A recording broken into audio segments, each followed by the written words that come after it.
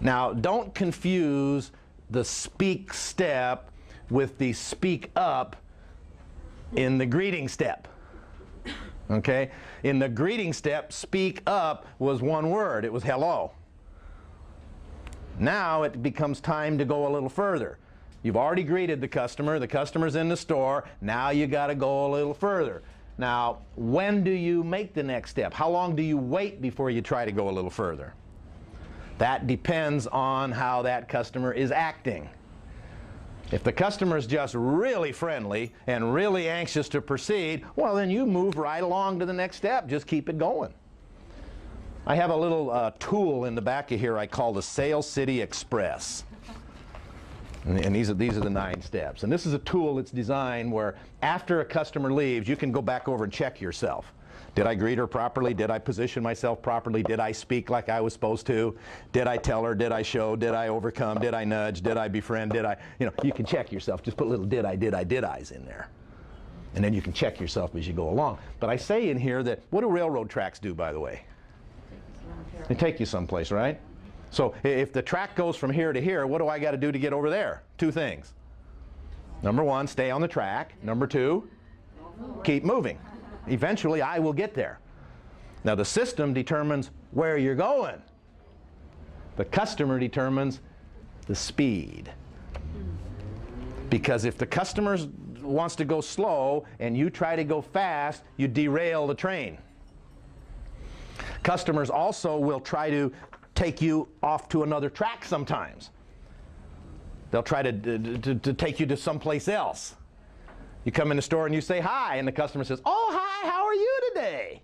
That customer just threw a switch. And if you go down that trail, you're going to go someplace else. If you go, "Great, how are you?" "Oh, pretty good." You've just taken a couple steps to Small Talk City. You don't want to go to Small Talk City. You want to go to Sales City. So you got to stay on the track. Other customers will try to take you to No Sale City. You say hello, and they say, "I'm just looking." They just threw a switch. You got to get back on the track. So the next step, number 3, is the one that's going to move you a little further down the track. Okay? Now, you were in Hawaii, right? Where are you from? Where's your home? Where did you? Right here in Orange County. And how long have you been involved with Brighton? About 7 years. About 7 years. Mm-hmm. And where's your store?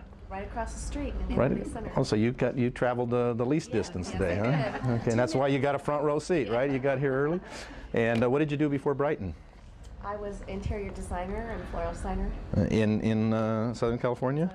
Oh, okay. Now, what am I doing? Who's controlling this conversation? I am, right? There's somebody always in control. You have to be the person in control. Why? You know where you're going. How am I controlling this conversation? Asking questions. The person who asks the question is the person who's in control.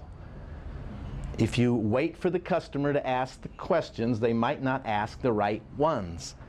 Customer, "How much is this?" $85. Oh! And you're all through.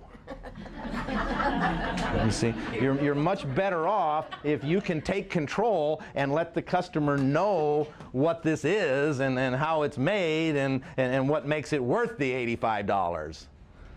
And if you let the customer take control, they'll try to derail you. They'll take you to No Sale City.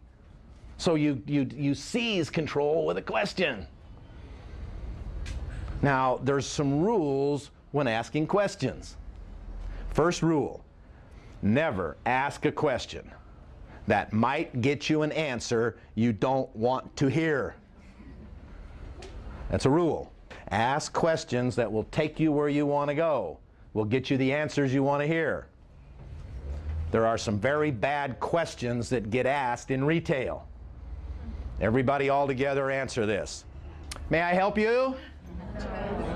Do you want to hear that? Then don't ask that. That's a bad question. Don't ask, "May I help you?"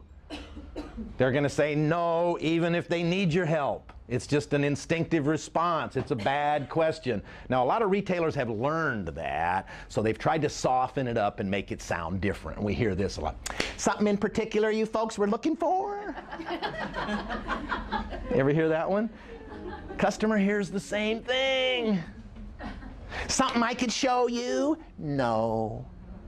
Never ask a question that might get you an answer you don't want to hear. And here's another bad question we hear a lot. How you doing today? It's tempting, isn't it? You want to be nice, you want to be friendly. Hi, how you doing today? What's wrong with that question? You might find out. You know, maybe they're not doing so good today. When I go into a store and somebody says, how you doing today? I like to say, horrible. And it just shocks them a little bit. Just shocks them. I'm trying to help them. And sometimes they step in it even deeper and they go, why? What's wrong?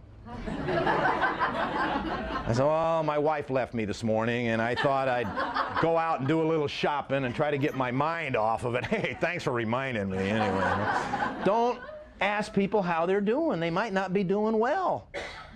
Boy, we have a big one, and you know, a lot of people out shopping in Hawaii have a hangover from last night. We don't want to say, how you doing? Here's the question. Is this your first time in the store? Anybody be offended by that? Now, if you recognize the customer, and you know it's a regular customer, here's where the common sense part comes in. You change the question just a little bit and say, oh, nice, when were you in last? Would they be offended by that? Unless it was yesterday and you waited on them, then you got another problem, right? But when I say to a customer, is this your first time in the store? What is the answer going to be? Yes or no. Can I deal with either one? Sure. I can deal with either one. Is this your first time in the store? Yes. Oh, and I know where I'm going to go. Is this your first time in the store? No. Oh, and I know where I'm going to go. The whole purpose for step number 3 is to get you to the next step. It's to take control.